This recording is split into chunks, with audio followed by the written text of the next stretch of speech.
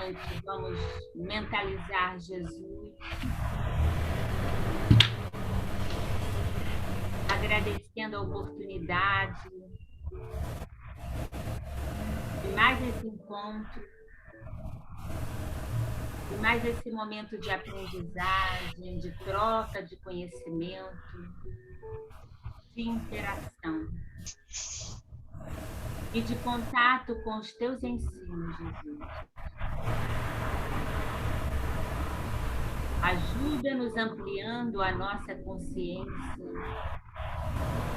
a fim de que possamos entender, compreender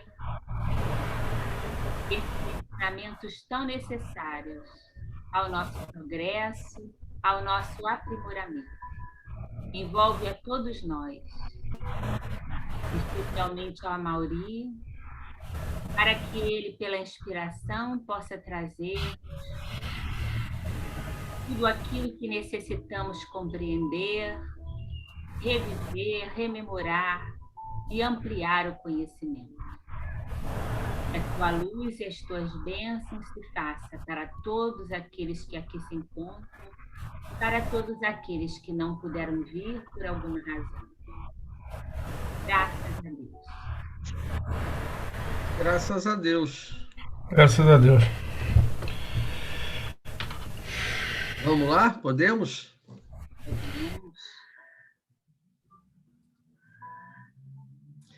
Bom, vamos começar com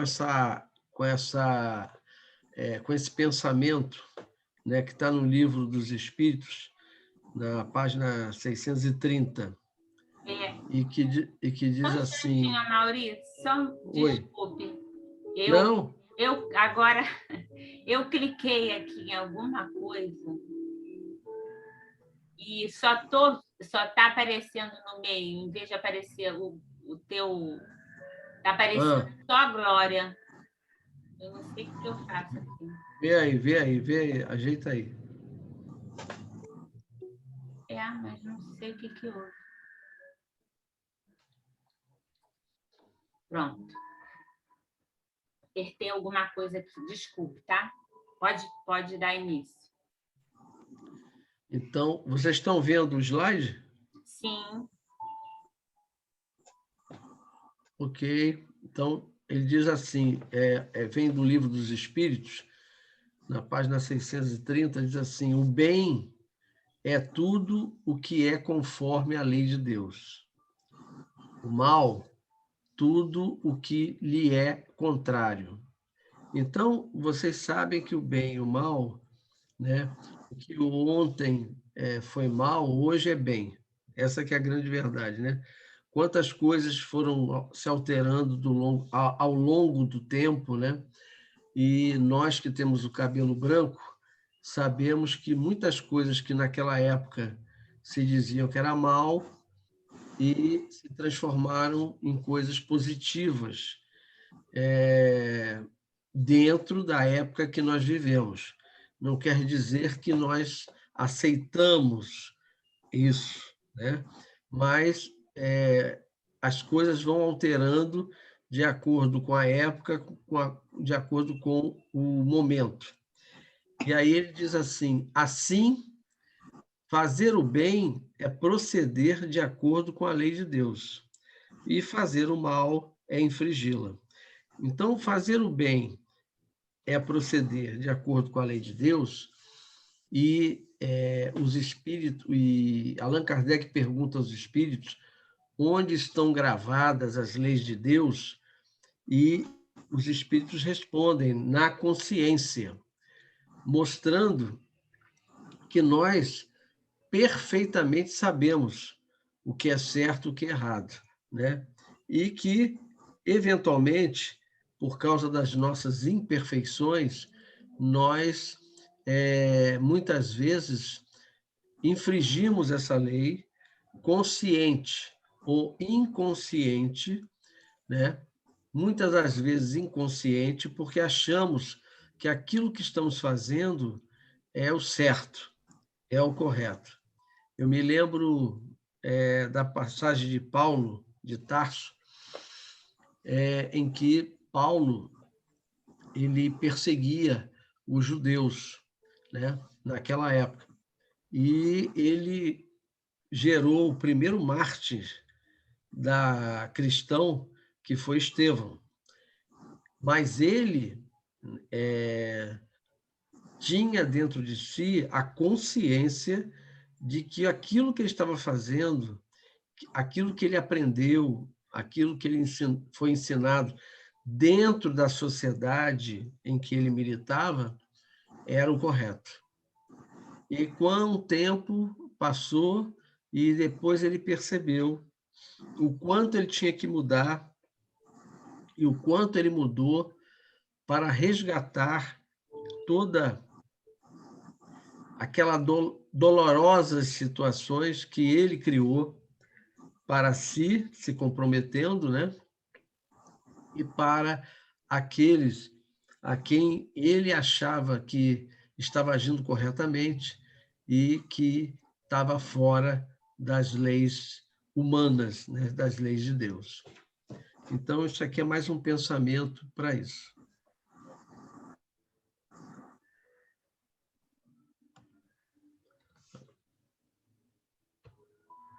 Agora não quer mudar. Agora mudou. E aí vem a primeira pergunta, né, que foi feita por Kardec. Dever-se-á por termo as provas do próximo? E a resposta na questão 27 diz assim: deve alguém, ou melhor, a pergunta, né?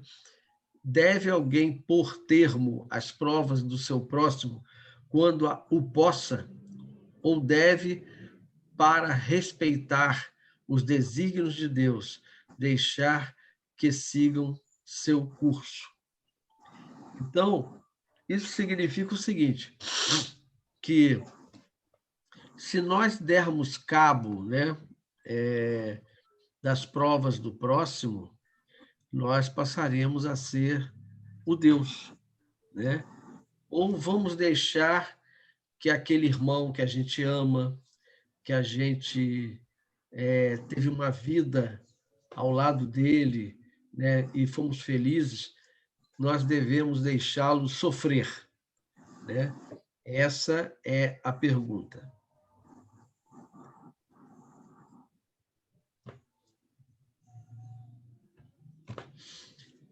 E aí eles respondem assim: vejamos que meios o Pai misericordioso me pôs ao alcance para suavizar o sofrimento do meu irmão. Vejamos se as minhas consolações morais, o meu amparo material ou meus conselhos poderão ajudá-lo a vencer essa prova com mais energia, paciência e resignação. Vejamos mesmo se Deus não me pôs nas mãos os meios de fazer que cesse esse sofrimento. Se não me deu a mim também como prova, como expiação, talvez deter o mal e substituí-lo pela paz. Então, quando ele fala isso, ele quer dizer que quantos irmãos nossos nos chegam, né, e em sofrimento, e nós temos a oportunidade de falar do amor, né, falar da paciência, falar da aceitação da problemática que ele está vivendo. De certa forma, nós estamos a ajudá-lo, e eu já vi isso e já passei por isso também, em palestras. Eu dando uma palestra, quando eu acabei, a pessoa se aproximou de mim e me cumprimentou e disse assim: olha, eu estou num processo depressivo muito grande. E as suas palavras nesta palestra me fizeram refletir, porque eu estava a ponto de me suicidar. Então, muitas vezes, você vê, eu estava dando uma palestra, mas eu sempre peço a Jesus que quando eu estiver lá no palanque, falando, etc., etc., que eu possa ser um objeto que auxilie aquele que está me ouvindo, que eu consiga fazer com que aqueles que estão me ouvindo compreendam, né, aquilo que eu estou passando e dessa forma ajudá-los. E é isso que aconteceu com esse meu irmão que estava no momento de conflito. Então, ele diz aqui que nós podemos ajudar em diversos estágios irmãos que estão em situação comprometida. O próprio centro espírita, ele, agora que vários estão voltando, né, abrindo as suas portas, você tem um atendimento fraterno, em que a pessoa que está em conflito, está com uma situação muito complicada, é ouvida. Você tem também os irmãos, né, que chegam à casa espírita e que são acolhidos, né, que são bem-vindos, e assim como também outras religiões que eu sei que realizam esse tipo de trabalho. O que acontece é que nós temos que estar aberto a isso, né? E o que acontece muitas vezes é que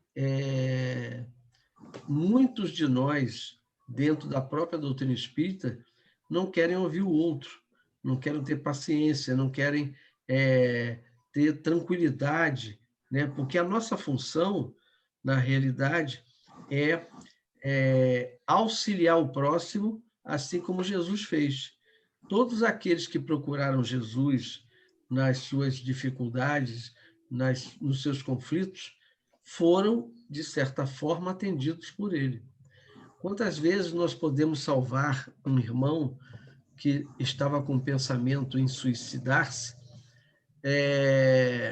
com uma única palavra, com um único gesto? Eu tenho um amigo que ele já está idoso, mas ele, conversando comigo, ele teve uma situação muito parecida. Um vizinho dele que estava em conflito e teve um dia que ele ligou para ele. E ligou para ele e disse assim: olha, fulano, você sabe que eu adoro você como se fosse um irmão, etc, etc. Então, estou te ligando porque eu queria me despedir de você. Aí foi falando muito de coisa. E ele não percebeu que ele estava falando de algo que mais tarde iria acontecer. E deixou para lá. E 2 dias depois ele se suicidou. Então ele ficou com aquilo na consciência, né?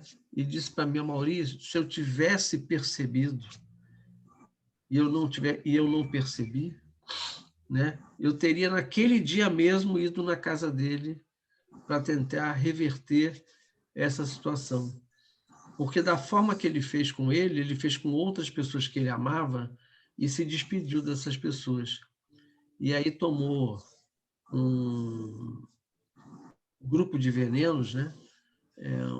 Um somatório de venenos, e ao tomar esse somatório de venenos, ele foi encontrado pela empregada já desencarnado.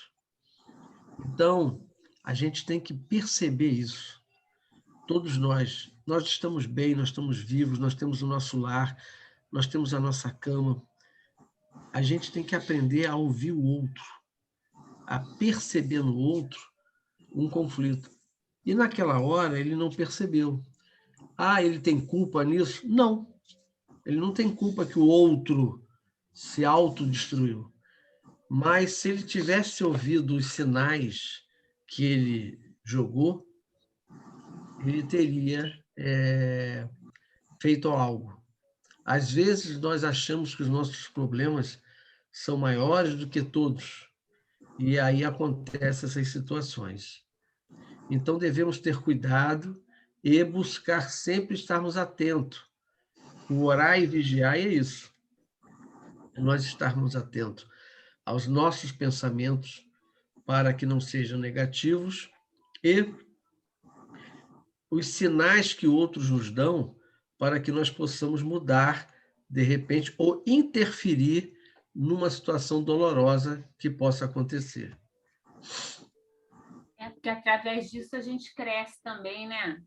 Com Como certeza. colocado ali. Às vezes é uma prova para nós também sairmos da nossa comodidade, né?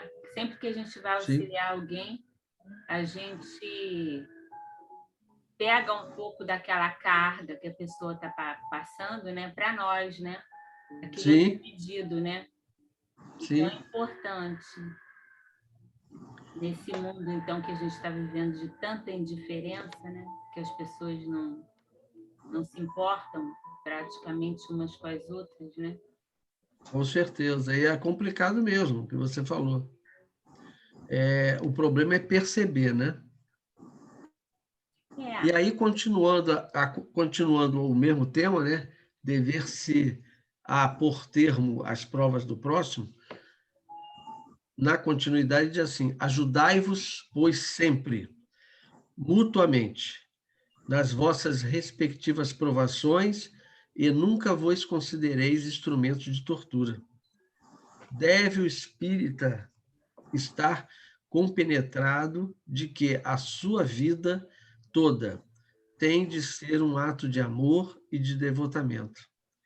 E faça ele o que fizer para se opor às decisões do Senhor, estas se cumprirão. Ó, considerai-vos sempre como instrumento para a fala cessar. fazer a sessão. Resumindo, todos estáis na terra para espiar, mas todos, sem exceção, deveis esforçar-vos por abrandar a expiação dos vossos semelhantes, de acordo com as leis de amor e caridade. Foi respondido pelo espírito, né, Bernardino, em 1863. Vejam como isso é uma coisa extremamente atual. Nós temos, todos nós, a oportunidade, no mundo em que vivemos, de prova e expiação, auxiliar o próximo. Mesmo nós que estamos passando por esse momento em que temos que ficar no lar, né? É você ligar para alguém, ligar para amigos, para parentes, e pela voz, pelo tom da voz, muitas vezes, né, a gente, com a nossa sensibilidade, percebemos que esse alguém que amamos está vivenciando algo negativo. Há muitos irmãos, não como nós, né, que estão solitários, porque nunca foram solidários. E com a pandemia, são obrigados a ficar no lar, né? E nem um animalzinho ele tem, às vezes, para poder trocar, né? E aí entram num processo de depressão. Hoje é a doença da moda, é a doença em que muitos dos nossos irmãos estão sofrendo. E, obviamente, eles não estão sofrendo aquilo à toa. Eles estão sofrendo porque trazem, né, uma bagagem, muitas vezes criadas por si mesmo, né, de comprometimentos. E aí, diante desse momento doloroso, aquilo que eles estão passando também não deixa de ser um desafio, uma prova, ficar no seu próprio lar, ficar retido, né? Não trabalhando às vezes dentro de casa.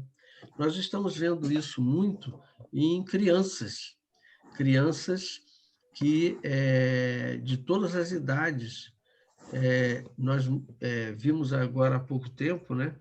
Eu não sei se foi do grupo nosso de oração ou se foi no grupo lá da União Espírita Carlos Chagas. Não, foi a Valéria que falou, eu acho, de uma menina de 13 anos que se suicidou, né? E agora teve uma outra que apareceu até na televisão, que também se matou. Então, as coisas estão muito ampliadas.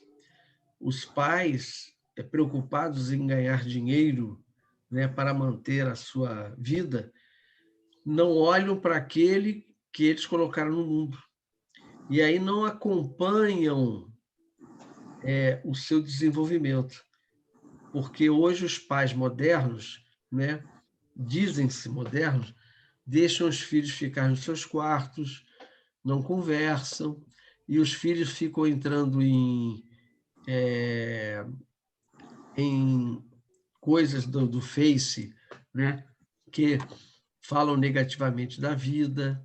Então, tudo isso gera conflito, porque aquele que está hoje vestindo um corpo carnal, mas ainda jovem, ele tem uma dificuldade muito grande de assimilar e diluir, né, e de pensar naquilo que ele está absorvendo. Amaury, Então, oi.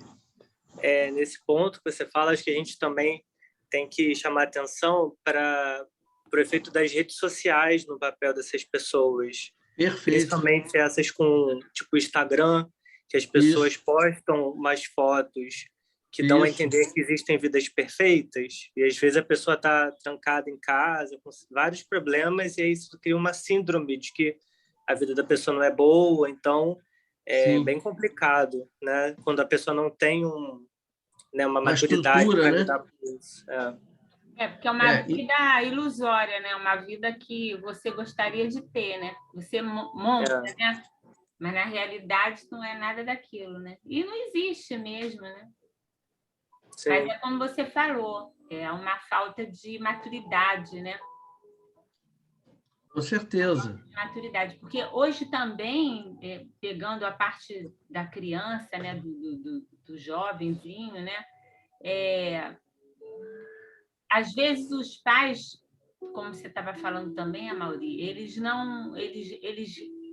a psicologia, vamos dizer assim, deixa ele lá, né, no quarto, né? Você não sabe o que está se passando no quarto, não que esteja acontecendo alguma coisa que vá comprometer, mas é preciso que você tenha a possibilidade de adentrar as portas do quarto, porque quando você adentra, você está entrando na intimidade da criatura, né? Para poder saber, olhar no olho, tem que ter um encontro, na hora da refeição, não existe mais esse tipo de coisa, até por conta da questão do trabalho, né? Do trabalho dos pais, Sim. Né? Da falta de horários e encontros, horários interessantes para que a gente possa estar sentado um olhando para o outro, observando, né? Porque, como o Amaury falou, dá para perceber, você olhar para uma pessoa, você ouvir a voz da pessoa, ainda mais presencialmente, você percebe, né? Que a pessoa não está bem, às vezes ela está falando bem, mas ela fisionomicamente não está bem, está demonstrando que está triste, está chateado, está preocupado, está aflito, não é? Então, se você não tem esse contato, você não sabe quem é aquela pessoinha que está crescendo, né? Porque ele também é criança e tudo, mas a criança também vai indo, ela traz, você observa as dificuldades que ela tem, não é? Sim. Por mais linda e maravilhosa que ela seja, a gente tem que ver, porque daí você vai consertando, você vai encorajando, se vê que a criança tem medos, não é? Você vai encorajando, vai trabalhando aquele espírito.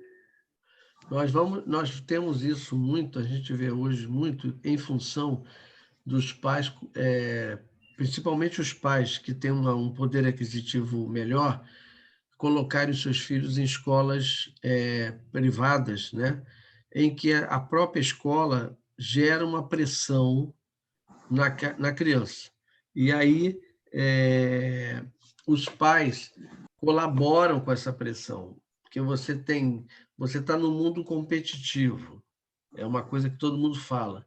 Mas, na realidade, você começa a gerar nessa criança que não tem interiormente essa ação competitiva, conflito. E a gente não percebe isso. Eu tenho muito cuidado com meu filho, que tem 11 anos, com relação a isso. E até porque ele está numa escola que gera esse tipo de coisa, mas gera de tal forma, né? E não é só essa escola, é as outras escolas privadas também, né? Você tem que ser o melhor. E, obviamente, o meu filho não é o melhor. Ele tem falhas.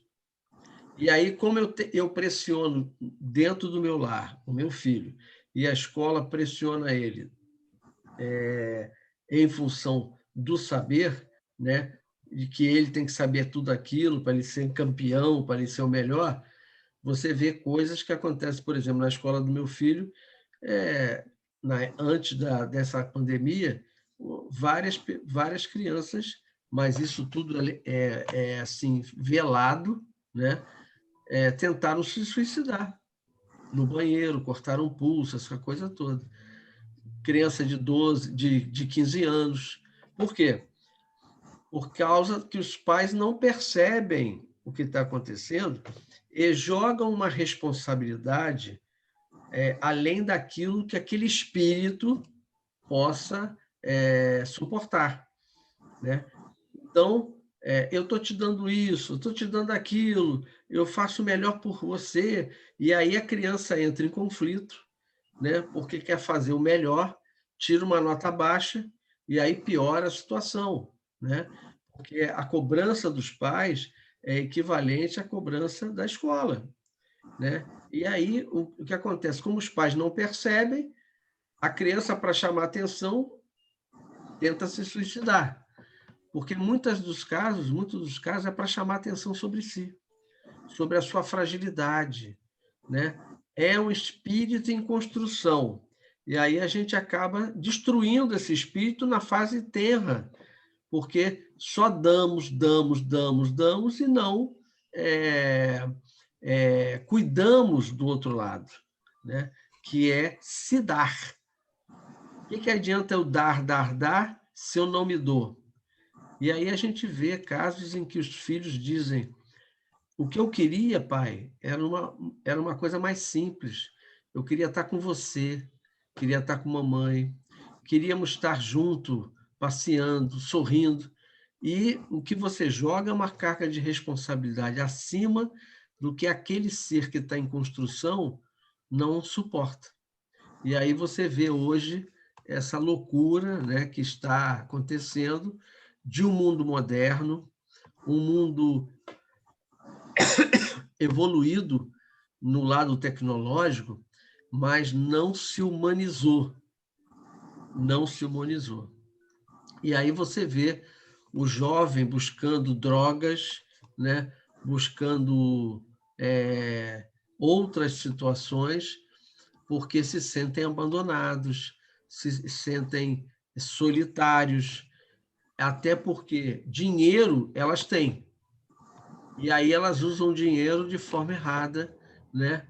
Comprando drogas, comprando até amigos, né? Amigos que podem levá-lo ou levá-la à derrocada. Então, a gente tem que ter muito cuidado com isso, para que nós possamos estar sempre atentos com os nossos filhos, com os nossos netos, né?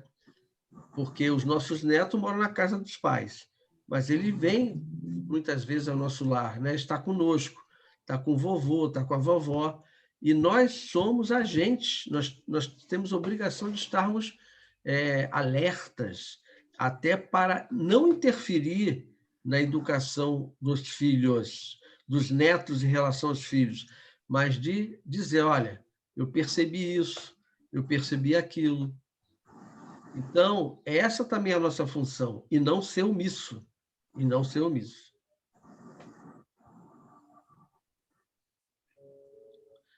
Bom, continuando,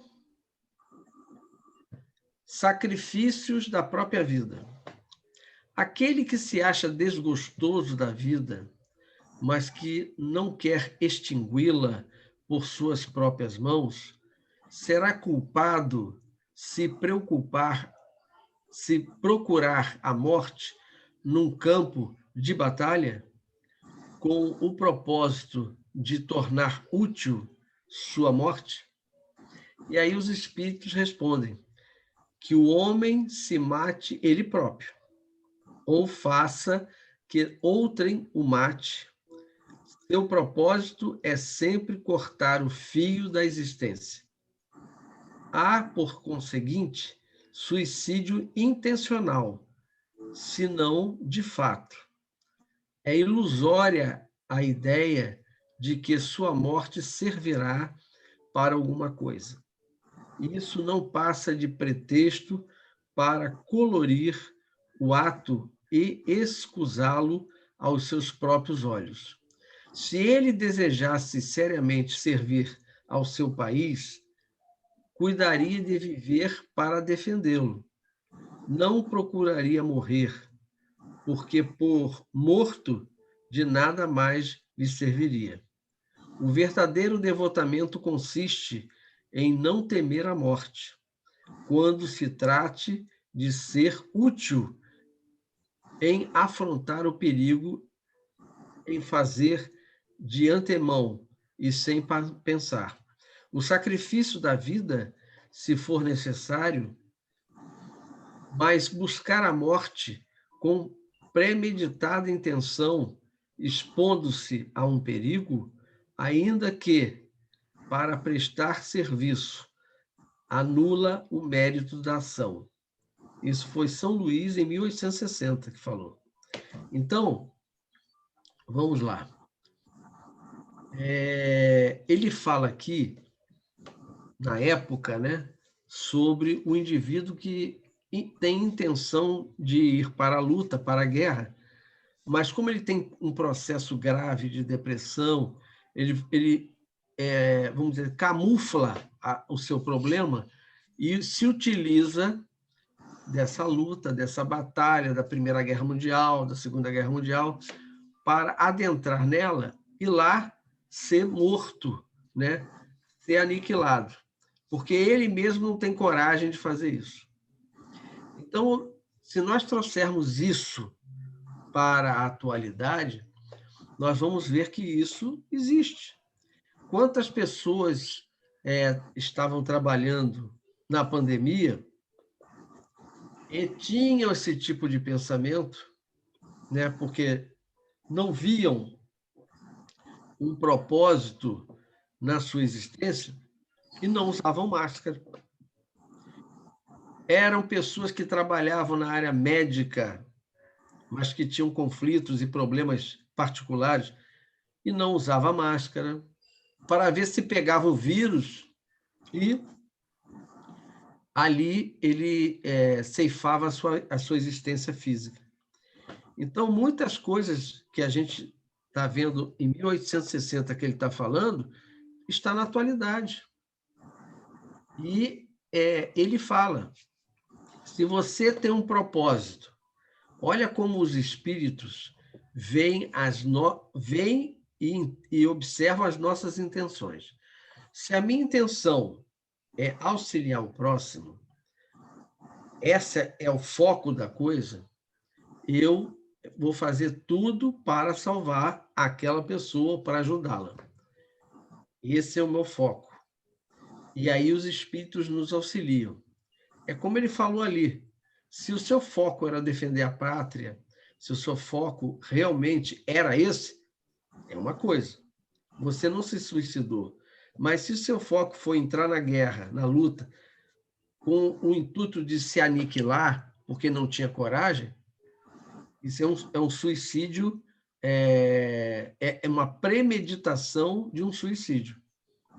Então, nós temos que entender que a espiritualidade, e nós seremos cobrados por isso, pela intenção que nós temos diante da situação que estamos vivendo. Por exemplo, há algum tempo atrás, o Vitor Hugo tinha mais ou menos uns 8 anos, mais ou menos assim. Ele está com 11 anos, e nós estávamos na praia. E eu e a Isabela estávamos sentados de frente para a praia, e, obviamente, né, conversando e tudo, e eu observando, nós observando, os dois observando o Vitor Hugo. E ele estava na beira da praia. E, de repente, veio uma onda, aquelas que surgem do nada, e pegou o Vitor Hugo, que estava na beira, e o arrastou para dentro da água. Ele sumiu, literalmente sumiu. E eu na mesma hora, saí desesperado, correndo, entrei na água, não via o Vitor Hugo, que ele realmente sumiu, mas aí, com a minha calma, eu fiquei quieto esperando. Quando a maré baixou, eu vi o Vitor Hugo. Mesmo assim, ele estava afastado de mim. Ele esticou o braço para que eu o pegasse. Veio outra onda e nos cobriu.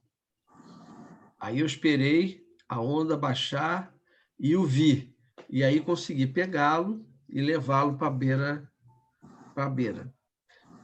A minha intenção qual foi? Naquele momento, salvá-lo.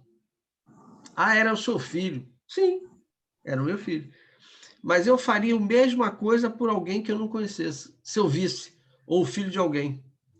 Porque eu não pensei no risco que eu estava correndo. Eu pensei naquele que estava sofrendo aquela ação.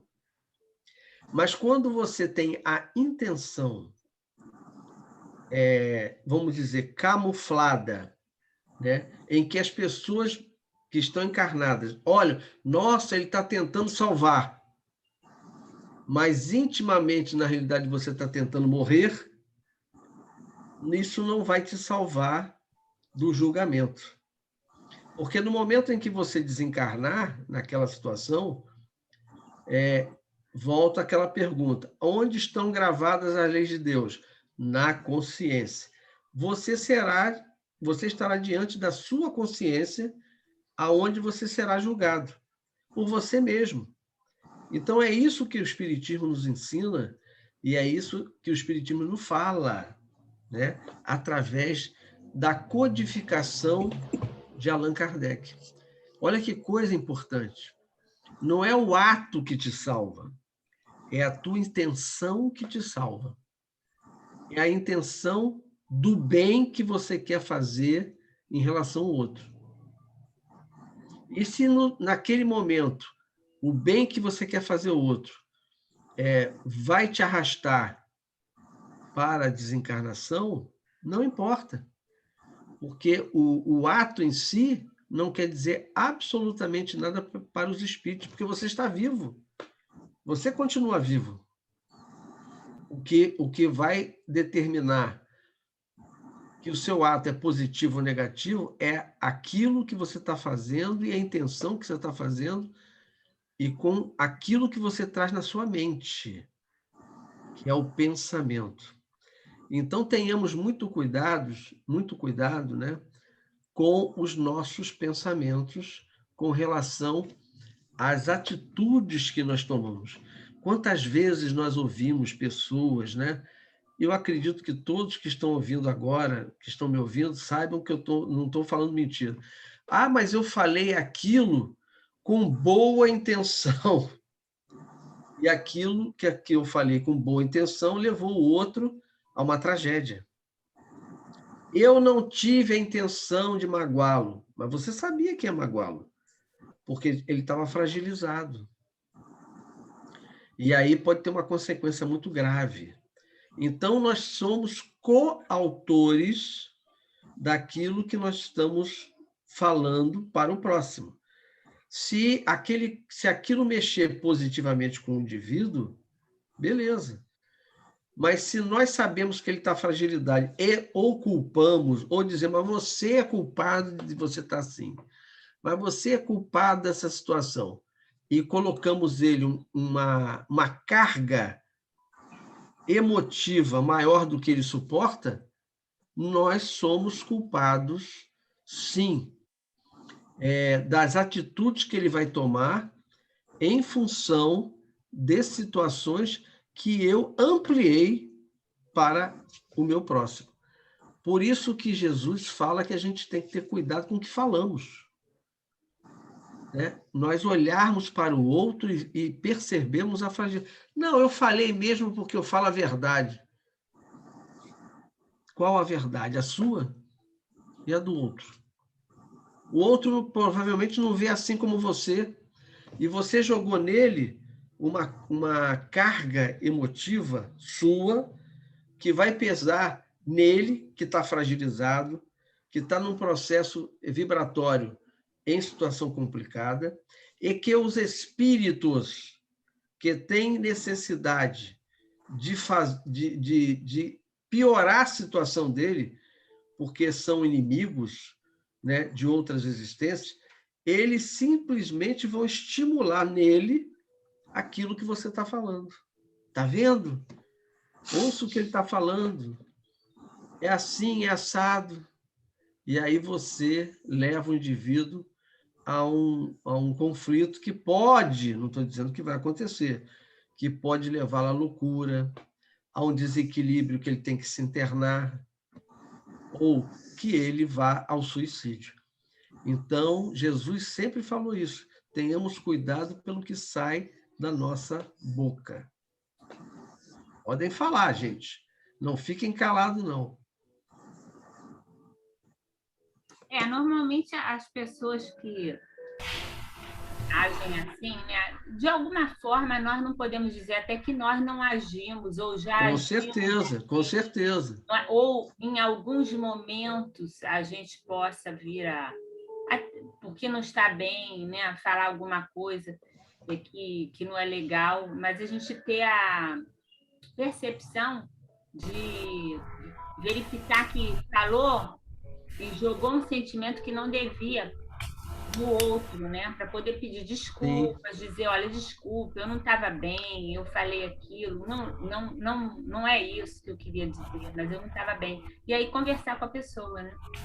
Mas a maioria das pessoas que assim agem, né, são pessoas ainda muito, vamos dizer assim, atrasadas, são imprevidentes porque elas não têm empatia, né? Então elas não se colocam no lugar do outro, né? Então elas querem que o outro, é como, voltando, um pai que aposta, dá tudo ao filho, melhor escola, as melhores oportunidades, e no final das contas ele não segue aquilo que o pai queria e vai para uma outra carreira, né? Escolhe um outro destino para ele. Quando ele tem condições, né? Vamos dizer assim, de fazê-lo, né? Que ele tem vontade firme, sabe o que quer, não é totalmente manipulável, né? Vamos dizer assim, né? Porque existe muita gente que assim age, né? Então, com certeza. Os que não são conseguem sair. Agora, os que ainda têm um pouco mais de carência, tem um pouco mais de necessidade de amparo, de cuidado, né? Eles são bastante penalizados por isso, porque o outro quer... E vai crescer com traumas, né? Vai crescer, aí depois é que aparecem os problemas maiores, né? E é justamente na idade onde você vai ter que decidir, porque de alguma forma você vai ter que decidir, né? A sua vida, né? Querendo ou não. Com certeza. Mas isso faz um malefício muito grande, porque desencoraja, desestimula, a pessoa pode sentir nada, né? Porque é muito comum, né? Se falar, você não serve para nada, tudo que eu investi você não conseguiu me dar de retorno, né? Tal, aquelas coisas. Então a pessoa acaba também influenciada pela espiritualidade inferior, como você falou, que incute mais ainda aquilo na mente, né, do espírito, e que traz problemas graves à pessoa. Então, nós nos tornamos corresponsáveis. Nos tornamos corresponsáveis pelo que vier a acontecer com aquela pessoa. Com certeza. Dando sequência, diz assim: se um homem se exponha a um perigo iminente para salvar a vida a um de seus semelhantes, sabendo de antemão que sucumbirá, pode o seu ato ser considerado suicídio? E aí os espíritos dizem: desde que no ato não entre a intenção, observem, é pensamento, de buscar a morte, não há suicídio, e sim apenas devotamento e abnegação, embora também haja a certeza de que morrerá. Mas quem pode ter essa certeza? Não é verdade? Às vezes a gente sabe que está entrando numa coisa, vamos dizer uma coisa atual, eu estou entrando numa furada, e eu sei que posso morrer nisso. E aí ele está dizendo aqui, mas quem pode ter certeza? Né? Quem poderá dizer que a providência não reserva um inesperado meio de salvação para o momento mais crítico? Não poderia ela salvar mesmo aquele que se achasse diante da boca de um canhão? Pode, muitas vezes, dar-se que ela queira levar ao extremo limite a prova da resignação e, nesse caso, uma circunstância inopinada desvia o golpe fatal. Vocês veem como isso está atual, isso foi escrito, né? Foi ditado por São Luís em 1860. E aí eu me lembro, agora voltando à atualidade, né? Eu comentei com vocês sobre esse meu diretor, né? E a esposa dele, que tinha tomado as 2 vacinas, aquela coisa toda, e ele também tomou a primeira dose e vieram a desencarnar. Eu tenho um amigo que ele é dono de uma empresa, e quando eu estive com ele, ele me contou da saga, da aventura que ele teve com relação à pandemia. E aí ele pegou o vírus, o quadro dele se agravou e ele foi entubado. E para piorar a situação dele, entubado, os rins pararam de funcionar. E aí ele fazia a hemodiálise. Perfeito. Perfeito. E ele me disse que, na época, ele falou assim, eu vou morrer. Aí entra exatamente aquilo que os espíritos estão falando aqui, respondendo. Mas quem pode ter essa certeza? E aí ele está aí hoje. Melhorou, saiu do problema renal, depois saiu da intubação e está aí, vivo. Quem pode ter essa certeza de que vai morrer? Né? A situação é de perigo, perigo grave. Mas se você tem a intenção de auxiliar o próximo, que a sua intenção verdadeira é aquela, então muitas coisas vão acontecer para que aquele que está sofrendo aquela ação possa repensar a sua vida. Eu, por exemplo, nesse caso desse meu amigo, eu sei que ele era um pouco, ele tinha uma empáfia muito grande por causa do poder aquisitivo que ele tinha. E isso mudou. Isso mudou. Isso auxiliou, porque ele viu que ele era igual ao outro. Além de ver que ele era igual ao outro, ele mudou as suas atitudes perante aqueles que são empregados dele. Então, ele ficou na Terra porque ainda tinha que fazer, mas ele teve que levar um susto, né? Ele teve que tomar um trauma, né? Para mostrar, olha, você é igualzinho ao outro. Só que o outro ocupa um cargo menor que o seu. Respeite-o. Veja ele igual a você. E acredito que essa foi a lição que ele teve. Outros têm outros tipos de lições, né? Nós temos aí irmãos que ficaram meses entubados, não só pelo vírus, mas em coma, em relação a um AVC, alguma outra coisa, e depois de meses voltaram, né? Mas voltaram diferentes, porque muitos estavam aqui em coma, mas estavam lá vendo, assistindo e trocando com os amigos espirituais que o amparavam, situações, né? Situações para que, ó, você vai voltar, mas muda suas atitudes. E a pessoa muda a atitude, né? Todos que vivenciaram isso e saíram de qualquer situação grave e, vamos dizer assim, financeiramente estavam em estágio melhor financeiramente do que outros, voltaram melhores, se humanizaram, se humanizaram. Então, é isso que essa página quer dizer, né? Porque nós temos que aprender que não é o poder aquisitivo. Está aí o maior exemplo, o Paulo Gustavo, né? Financeiramente muito bem, com todos os recursos tecnológicos que tinham, mas foi chegado o momento e ele foi embora. Outros passaram por situações tão graves quanto ele e voltaram. Por que será? Hoje, até lembrando essa questão, né?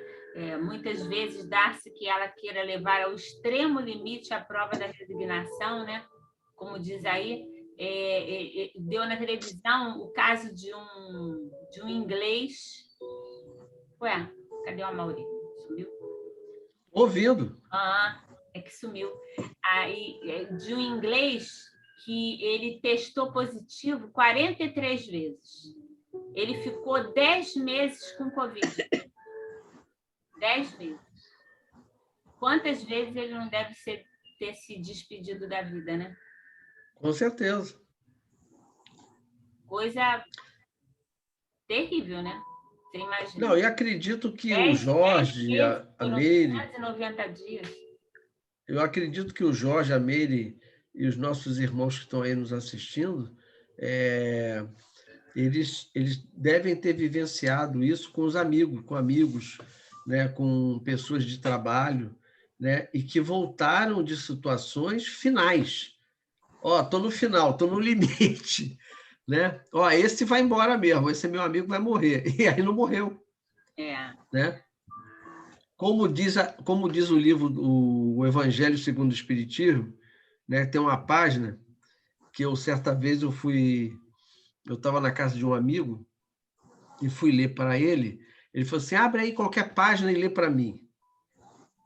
Aí eu abri, né? Quando eu abri, eu olhei a página, olhei para ele, aí tentei mudar a página, né? Aí ele percebeu, aí eu não mudei a página. Olha, eu vou ler o que está aqui. Não, lê, pode ler, Amaury, porque eu preciso. Tá bom, eu vou ler. Se fosse um homem de bem, teria morrido. Você falou da outra vez. Exatamente. Aí ele falou: graças a Deus que eu ainda não sou um homem de bem. Por isso que eu estou aqui. Então, meus irmãos, ninguém está aqui de graça, né?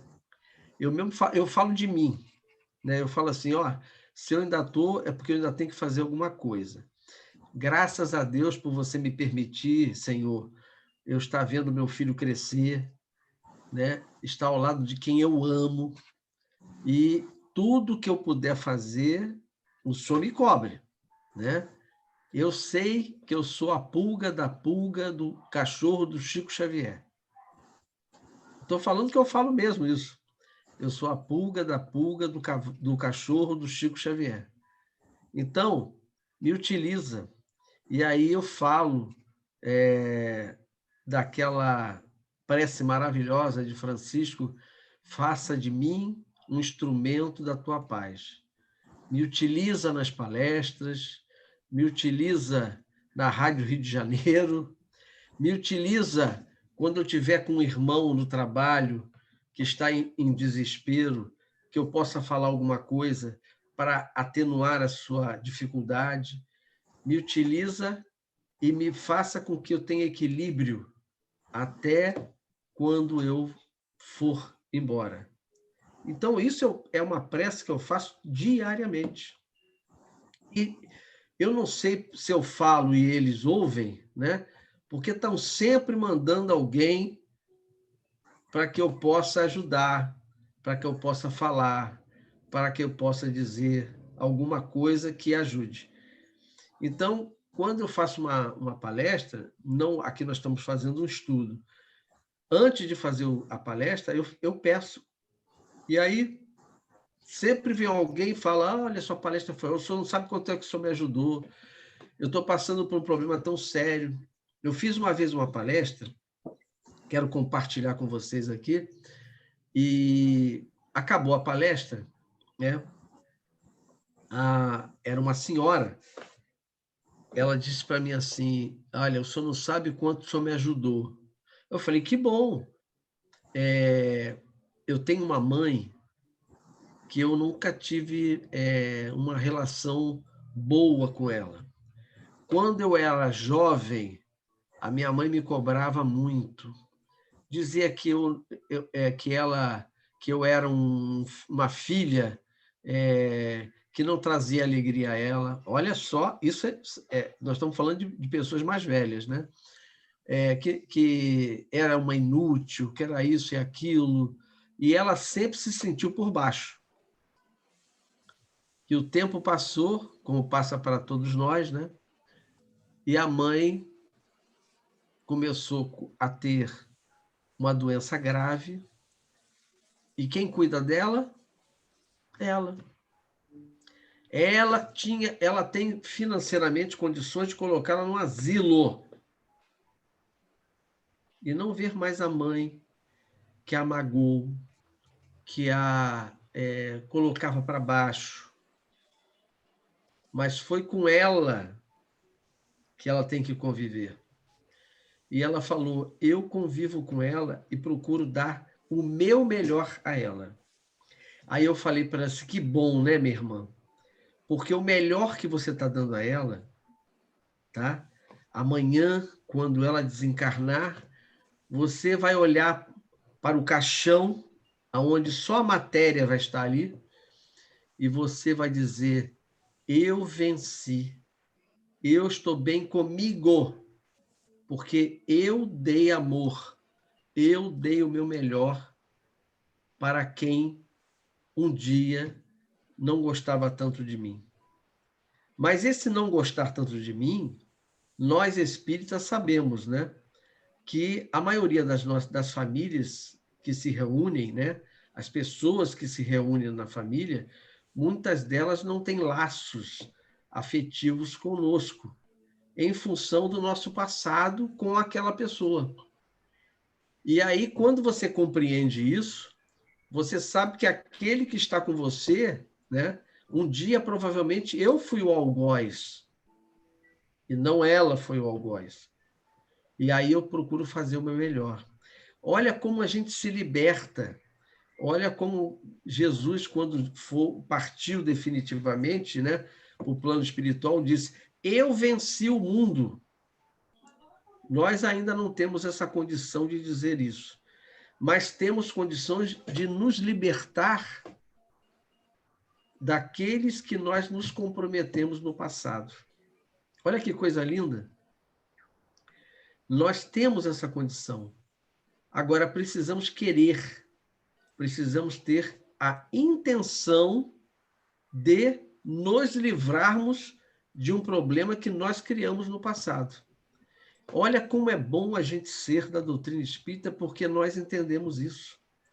Porque nós compreendemos que aquele que hoje está conosco e que nos despizinha, nos maltrata, nos agride às vezes com uma palavra, provavelmente no passado eu fiz o mesmo, ou pior.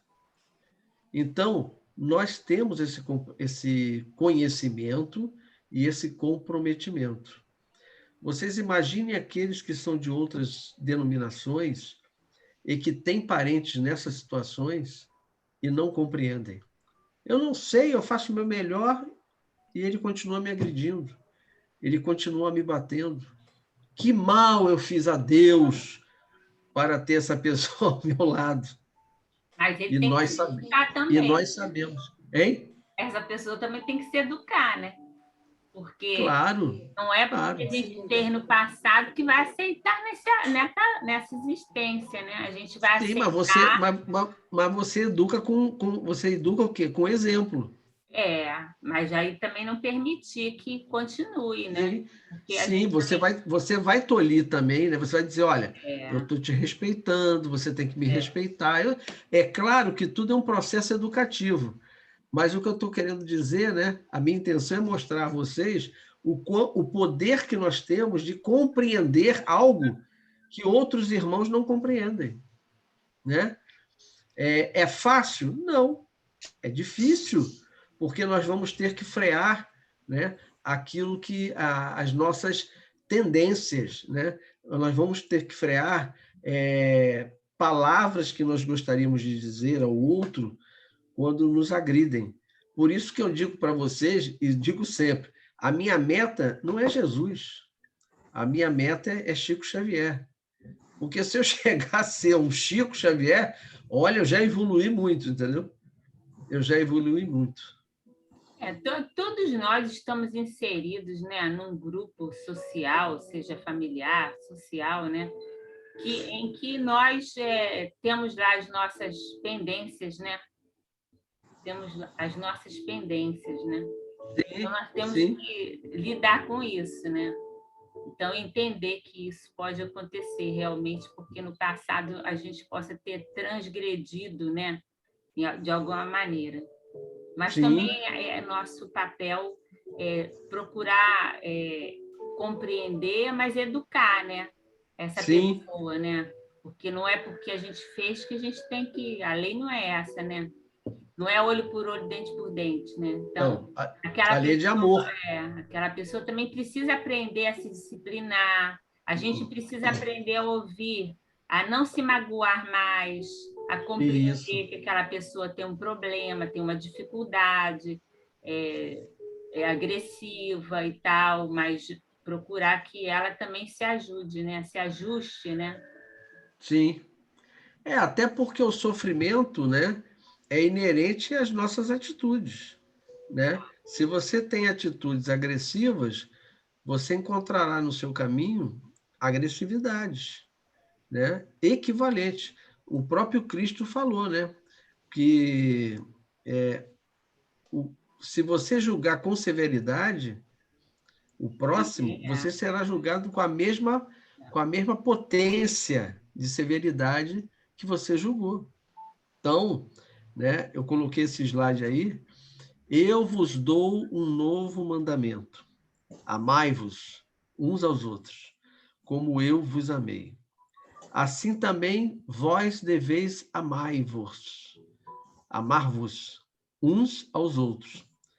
Está em Jó 13:34. Na realidade, eu acho que o grande problema, o maior problema que existe é que muitos de nós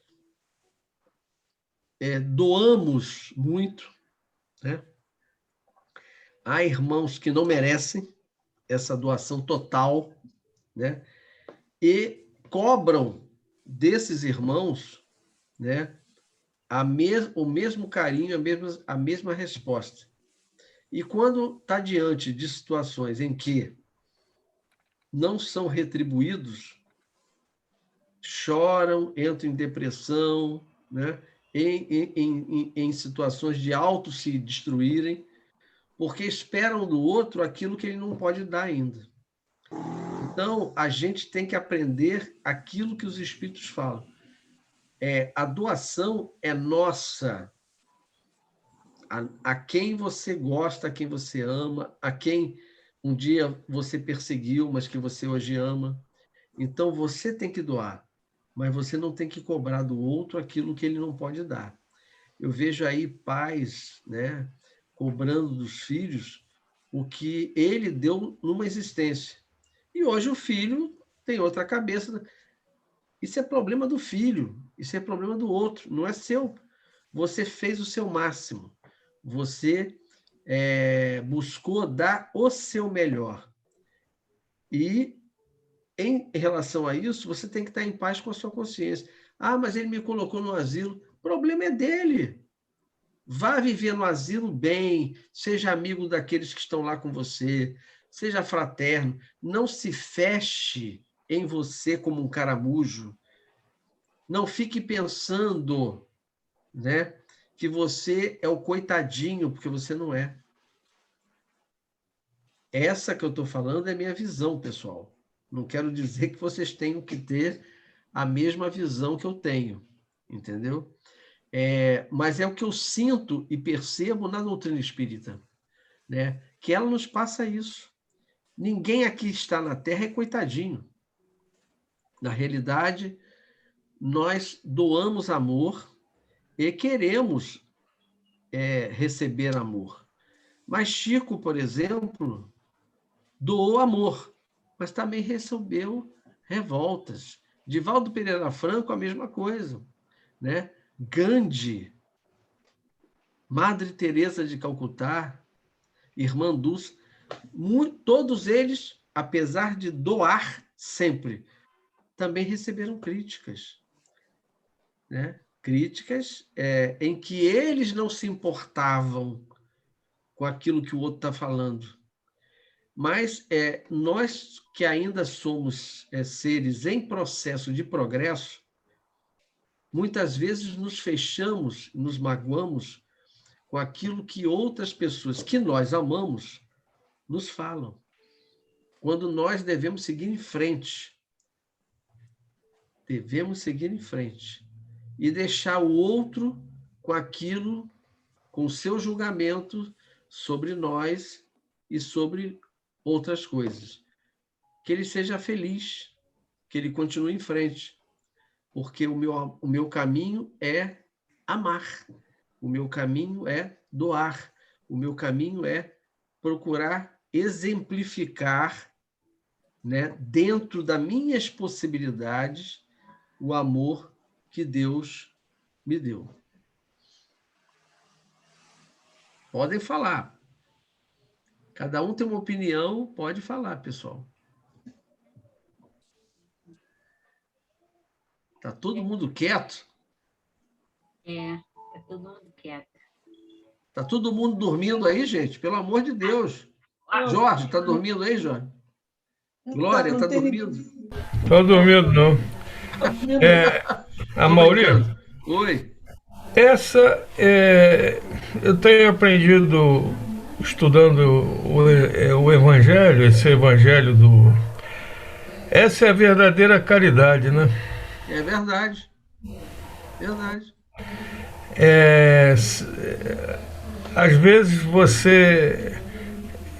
a pessoa se falar por impulso, você está destruindo o outro. Você saber calar, saber falar, isso é uma caridade que você está fazendo com o outro. Foi perfeito na colocação, exatamente. Quando você se cala, muitas vezes, por exemplo, você está num enfrentamento, né? Num trabalho. E aí você tem alguém que detesta você e que quer te queimar, né? E aí, diante de um confronto, porque o cara quer te expor para a chefia, você se cala. E aí vem o seu chefe e diz, você não vai responder, você não vai também desnudar o outro. E você, que é uma pessoa que já tem essa percepção, fala, não vou falar nada. Eu me lembro de uma situação, só para vocês terem ideia, que o que aconteceu foi real.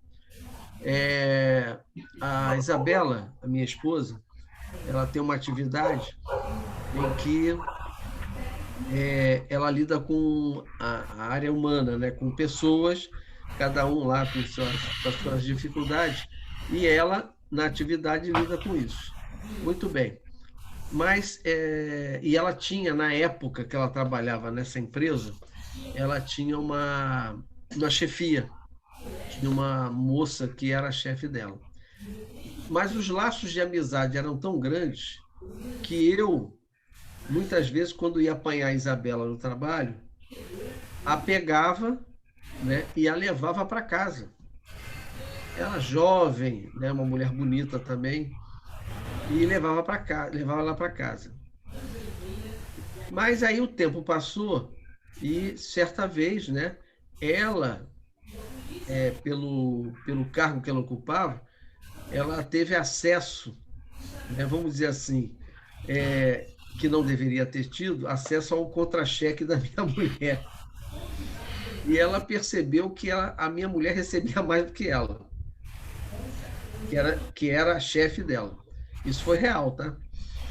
E o que aconteceu? Ela era muito ligada ao diretor da empresa, que a respeitava, né?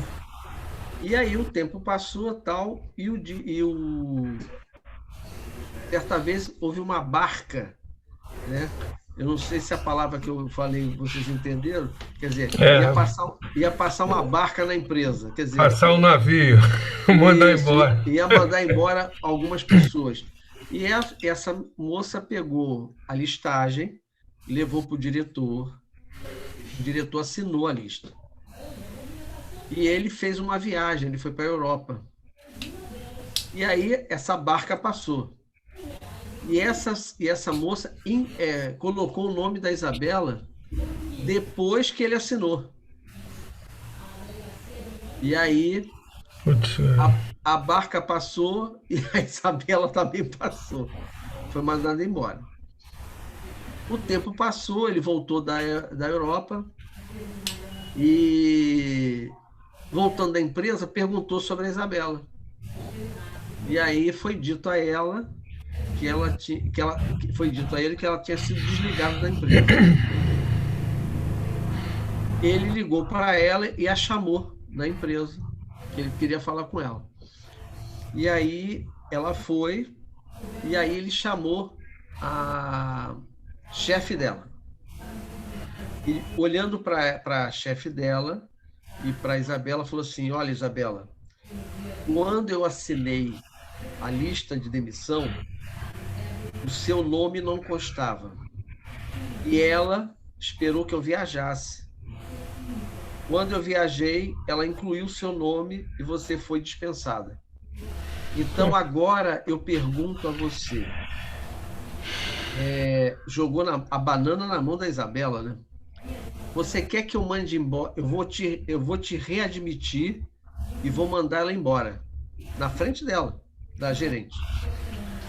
Eu vou readmitir você e vou demiti-la. O que você acha? Aí a Isabela disse para ele assim: não faça isso. Deixa ela continuar trabalhando. Ela é competente, mas ela foi infeliz. Eu não quero voltar mais para a empresa. E aí ele disse para Isabela assim: pois é, ela vai ficar na empresa, mas ela não vai mais subir de cargo. Aonde ela está, ela vai ficar. E a Isabela foi embora e ela continuou no cargo. Passados uns 2 anos, esse diretor da empresa, chamou a Isabela para trabalhar com ele. E ele trabalha com ela até hoje. Ela trabalha na mesma empresa, mas ela não se vinculou mais à empresa. Ela trabalha para ele, né, junto a ele, direto. E a menina, nesses 2 anos que se passaram, ela foi demitida naturalmente, mas também não subiu de cargo. Então, vocês veem que uma atitude hoje que pode gerar na frente. Então, para você ter uma consciência tranquila, né, você tem que ter atitude forte e saber o que você está fazendo, porque os espíritos estão lá, eles estão nos observando.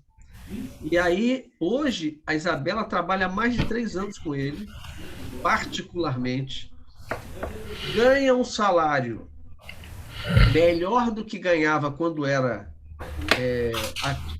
com carteira assinada, e eles se dão maravilhosamente bem. E a menina foi para outro emprego.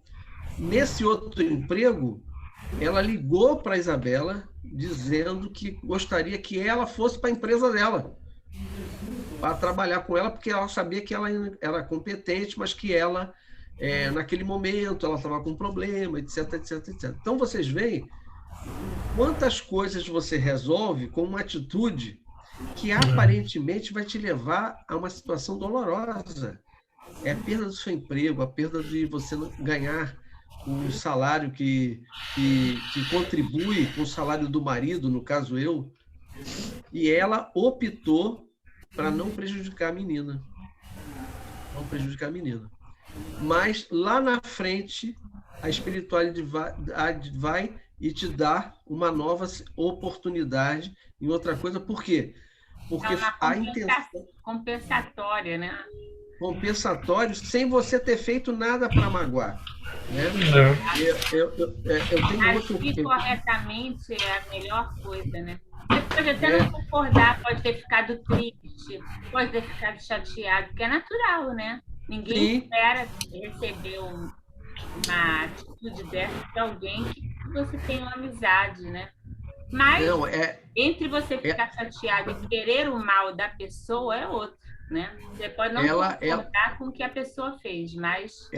Ela só falou para ela o seguinte, se ela encontrasse ela de novo, isso não foi agora, a Isabela hoje está mais mansa. Né? Na época ela disse assim, não, se eu encontrar com ela, eu vou pegar a tesoura, porque ela tinha um cabelo lindo, né? Vou picotar aquele cabelo, vou cortar aquele cabelo dela todo, mas porque ela estava revoltada. Mas quando ela foi defrontada com a situação, o cara disse assim, tá nas tuas mãos. Ela não poderia ter feito algo que acabasse com a menina? Poderia. Mas não fez. Então, olha como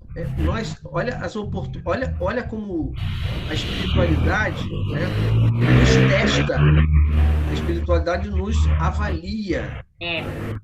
São os nossos testes, né? São testes. São testes o tempo todo, E se nós jogarmos o nosso emocional, muitas vezes nós somos prejudicados. Por isso que a doutrina espírita usa o quê?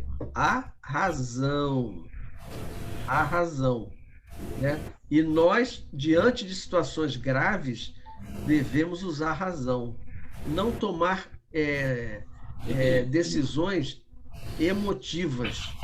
Porque quando nós tomamos decisões emotivas, muitas vezes nós vamos levar para o resto da nossa existência situações que nos comprometeram.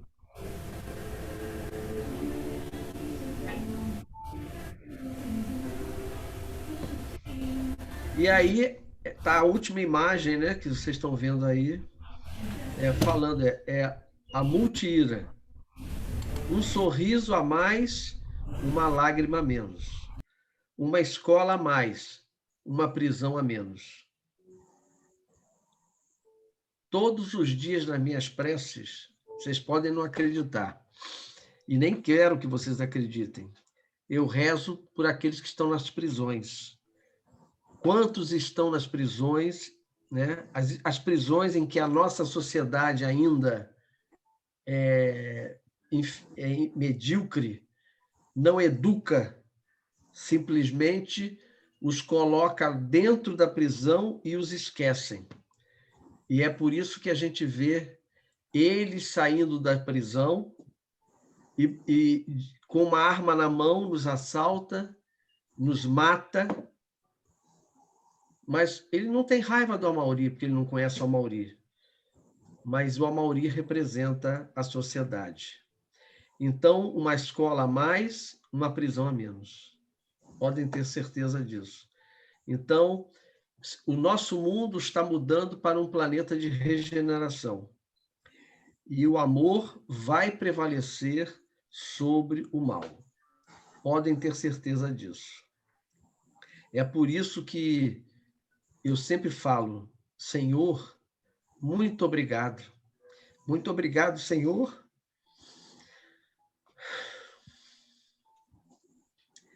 por tudo que tenho, por tudo que sou.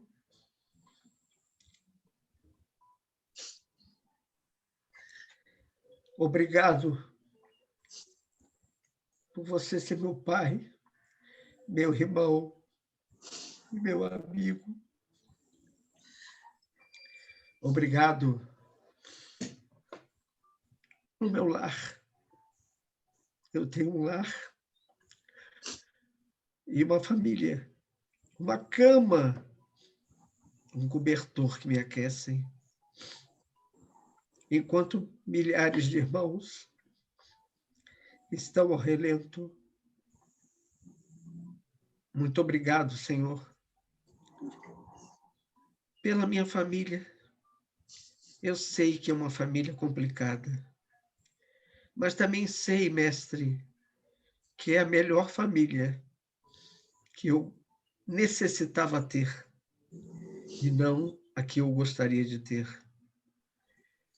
Muito obrigado também pelos meus amigos, amigos que me dão a mão quando eu caio, que me levantam, que me dão o ombro para que eu possa chorar. Eu tenho amigos, mas tantos irmãos na terra não têm amigos porque nunca foram solidários. E é por isso que estão solitários.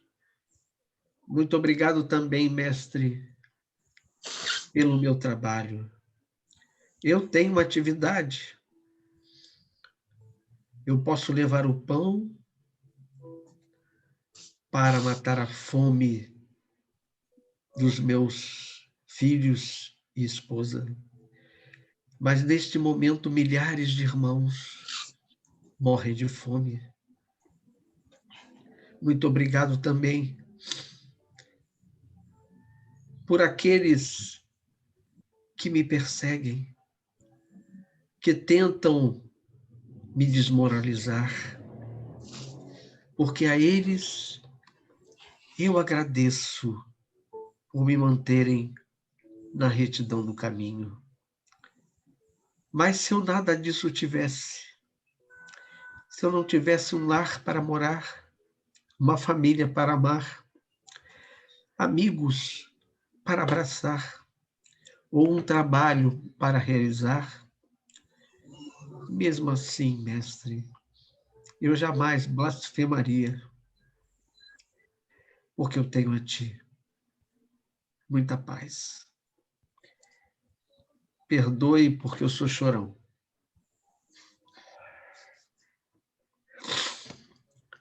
Obrigada pela aula, foi ótimo. Um momento que a gente pôde refletir, né, sobre esse tema e fazendo paralelo com a nossa vida, né? Com esse tempo, esses tempos difíceis que estamos passando. Que Deus possa nos abençoar e nos ajudar, nos fortalecendo, né? Para que a gente possa ter as atitudes certas, realizar aquilo que a gente precisa. Sabe, Amaury, a gente fica quietinha, às vezes a gente fica quietinho ouvindo, porque assim, desde que você começou a falar, do início ao fim da sua fala, eu Sim. passei por vários problemas, né? Eu revivi várias questões que eu pensei. E é bom porque a gente vai passando e a gente vai tendo outro tipo de comportamento, não é? Vai À medida que a amadurecendo, gente né? vai amadurecendo. Desde o início, você começou a falar, né? Por exemplo, que eu escuto você, eu escuto todos os dias a Rádio Rio de Janeiro, então eu escuto você. É assim, muito bom, você falou que as suas coisas, às vezes, até impedem um suicídio, um gesto mais, né? mais definitivo, Mais grave, de né? algumas pessoas, mais grave. Eu, por exemplo, quando você estava falando sobre isso, eu estava aqui pensando. Eu tive uma pessoa que se suicidou muito próxima de mim. Eu não consegui fazer nada. Fazer nada, eu digo assim, eu fiz tudo o que eu pude. Né? Levei para o centro, eu pedi, conversava, eu falava, mas quando eu estava no centro, essa pessoa cometeu o suicídio. Eu estava na cabana. Né? Então, acho que até se lembra disso. Lembra, Valéria? Lembro. Pois é. Então, tem coisas que a gente não consegue, sabe? Mas você deu o seu melhor. Eu dei o meu melhor. Então, isso, no início eu fico triste, mas é isso que eu estou falando. À medida que a gente vai ouvindo essas coisas, a gente vai se livrando, né? Porque pensar que eu fiz o meu melhor, que eu tentei impedir, que eu Isso fiz aí. de tudo para que não acontecesse. Sim. E aconteceu, né? Aí o tempo vai passando e tudo isso que a gente vai trazendo, vai ouvindo, vai absorvendo, vai consertando aqui dentro, né? Sim. Curando, né? Aí, cicatrizando, né? Vai amenizando todas essas coisas. Poxa, eu fiz, não deu certo, o que eu vou fazer? Não tenho nada para fazer. É E outras verdade. situações, né, que eu vivenciei, né, por tudo, em cada momento que você colocou aí alguma coisa, eu me vi dentro de certas situações, né? O meu filho mesmo, ele teve 5 meses em coma, ele foi desenganado mesmo, saiu tetraplégico do hospital e ele, sabe, ele conseguiu ficar bem, conseguiu voltar a andar, ele conseguiu recuperar a grade renal, ele teve todos esses problemas. Então, tudo que você estava falando, eu estava aqui quietinha pensando, realmente, né? Os médicos diziam que ele não tinha, né, muito tempo de vida, mas não foi isso que estava reservado para ele. Então, vem aquela, né? Vem aquela situação completamente inesperada, ou o médico que ia fazer uma cirurgia nele, depois da traqueostomia, porque disse que ele não ia poder mais falar. A equipe entrou no centro cirúrgico e saiu. O médico disse para mim que meu filho tinha muita sorte, porque a traqueia dele tinha se autorregenerado. Eu já vivi coisas Sorte, né? lindas. Eu não acho que isso é sorte, não. Eu acho Claro que não, realmente... claro que não é sorte. Eu estou falando ironicamente. O médico fala que é sorte, mas não é sorte. Seu menino tem muita sorte, porque não foi preciso fazer nada, porque a traqueia dele se autorregenerou. Eu já vivi situações assim muito, muito maravilhosas, sabe? Então, eu não tenho que não ter. E cada vez quanto mais, né, eu ouço as palestras, os estudos, a gente vai, né, vai vendo o porquê dessas coisas, como é que essas acontecem. Então, a gente fica quietinha porque a gente quer aprender cada vez mais. Não é porque a gente seja... E você saber que que o que você fez, você perseverou e que você estava no caminho certo, né? Quando a gente chega na idade que nós chegamos e perseveramos no bem, né? Porque amadurecemos, a gente chega no final da nossa existência sabendo que valeu a pena aquela caminhada, valeu a pena a estrada que optamos, né? Com certeza. Sem revolta, porque o grande problema que eu vejo hoje nas pessoas é que as pessoas se revoltam contra Deus. É verdade, quando Deus não tem culpa de nada. Deus nos ama. Agora, Ele sabe que nós temos que carregar aqueles momentos dolorosos para que nós possamos crescer, né? E eu digo sempre aquilo que o Chico falou. Para um filho especial, nada melhor do que uma mãe especial, como foi você. Entendeu? Eu tive realmente muita coisa boa. Muita coisa boa já me ocorreu e que o tempo vai explicando, né? O tempo vai mostrando o que e porquê, né? Sim. Essa questão da teia que se autorregenerou, eu só fui entender isso quando eu presenciei Eu não ouvi só, eu presenciei um encontro com o doutor, esse médico que escreveu A Face Oculta de Medicina. É o doutor Paulo Frutuoso. Frutuoso. Quando eu assisti uma palestra com o doutor Paulo Frutuoso, eu entendi o que aconteceu com meu filho. Foi uma coisa muito grande que aconteceu. Como é que uma traqueia que está totalmente destruída pode se autorregenerar, né? Sim. Então, aí é o que eu digo, às vezes a gente fica lá quietinho, escutando, porque para a gente entender, né? Como é que essas coisas acontecem. Porque o seu filho tinha méritos, né? Seu filho tinha... eu me lembro do caso que aconteceu comigo. Quando eu infartei, eu tinha 48 anos, quando eu infartei. E aí eu me lembro, passou alguns meses e tudo, Valéria me ligou e disse para mim assim, olha, nós vamos fazer uma cirurgia espiritual em você. Você vai se deitar, aí foi me orientando, vai deitar, botar um copo tal, e vai ficar orando no período de... acho que foi 1 hora. E aí eu fiz tudo isso. E fiz sinceramente, que também isso também influencia. E a Valéria, né, junto com o grupo da Cabana, fez essa cirurgia espiritual que foi feita pelo Dr. Flitz, na época. Sim. Hoje eu tenho 66, na época eu tinha 48. E aí fiz a cirurgia, tal, né? Não senti nada, normal. E aí, 15 dias depois, eu fui fazer um ecocardiograma, né, no Hospital de Cardiologia de Laranjeiras.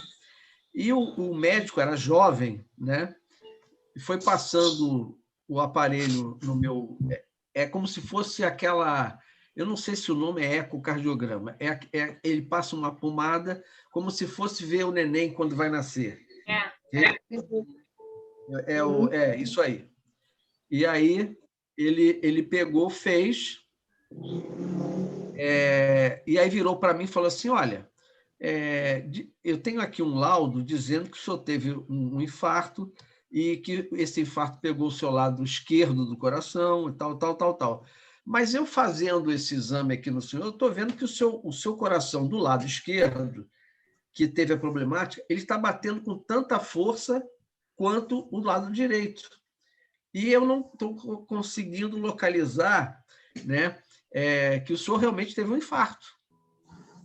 Aí eu olhei para ele e falei assim, doutor, se o senhor acredita ou não acredita, não tem problema, tá? Mas eu fiz uma cirurgia espiritual.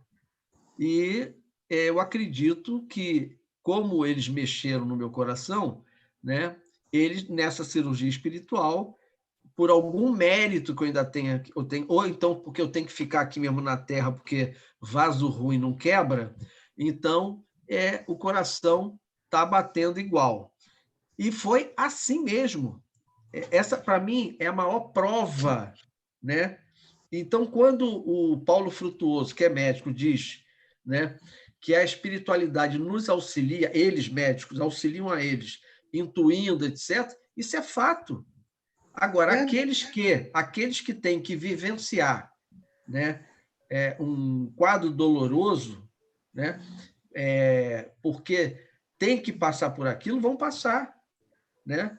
É como o vírus que está aí hoje, ele é seletivo. Quantas pessoas que não tinham nada estão morrendo? E quantas pessoas que têm um monte de coisa não estão morrendo? Então, é porque está havendo uma limpeza, uma mudança no planeta necessária, né? E aqueles que estão partindo hoje voltarão, se Deus permitir, né? E que está dentro da programação deles, que eles vão voltar para um planeta regenerado, né? E que nós que estamos aqui ainda, né? Que temos ainda méritos por estar aqui, é porque temos que fazer ainda algumas coisas.